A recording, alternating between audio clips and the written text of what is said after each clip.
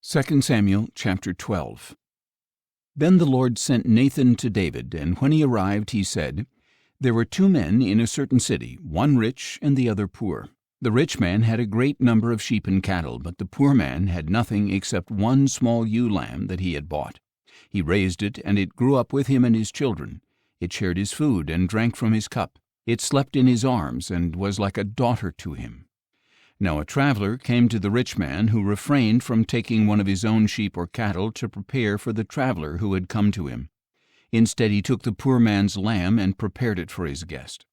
David burned with anger against the man and said to Nathan, As surely as the Lord lives, the man who did this deserves to die. Because he has done this thing and has shown no pity, he must pay for the lamb 4 times over. Then Nathan said to David, You are that man. This is what the Lord, the God of Israel, says.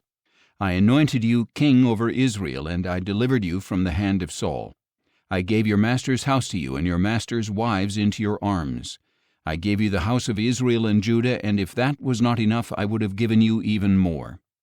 Why then have you despised the command of the Lord by doing evil in his sight? You put Uriah the Hittite to the sword, and took his wife as your own, for you have slain him with the sword of the Ammonites. Now therefore the sword will never depart from your house, because you have despised me, and have taken the wife of Uriah the Hittite to be your own.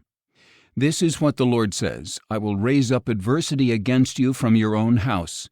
Before your very eyes I will take your wives and give them to another, and he will lie with them in broad daylight. You have acted in secret, but I will do this thing in broad daylight before all Israel. Then David said to Nathan, I have sinned against the Lord. The Lord has taken away your sin, Nathan replied. You will not die.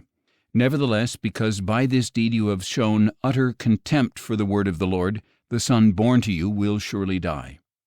After Nathan had gone home, the Lord struck the child that Uriah's wife had borne to David, and he became ill. David pleaded with God for the boy. He fasted and went into his house and spent the night lying in sackcloth on the ground. The elders of his household stood beside him to help him up from the ground, but he was unwilling and would not eat anything with them. On the 7th day the child died. But David's servants were afraid to tell him that the child was dead, for they said, Look, while the child was alive, we spoke to him, and he would not listen to us. So how can we tell him the child is dead? He may even harm himself. When David saw that his servants were whispering to one another, he perceived that the child was dead. So he asked his servants, Is the child dead? He is dead, they replied. Then David got up from the ground, washed and anointed himself, changed his clothes, and went into the house of the Lord and worshipped.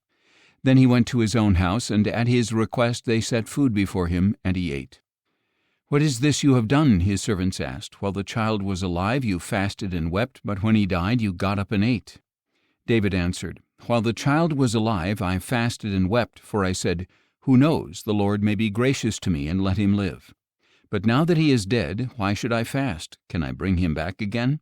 I will go to him, but he will not return to me. Then David comforted his wife Bathsheba, and he went to her and lay with her. So she gave birth to a son, and they named him Solomon.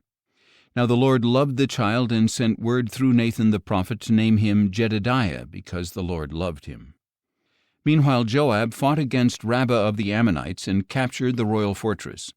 Then Joab sent messengers to David to say, I have fought against Rabbah, and have captured the water supply of the city. Now therefore assemble the rest of the troops, lay siege to the city, and capture it. Otherwise I will capture the city, and it will be named after me. So David assembled all the troops and went to Rabbah, and he fought against it and captured it. Then he took the crown from the head of their king. It weighed 1 talent of gold, and was set with precious stones, and it was placed on David's head.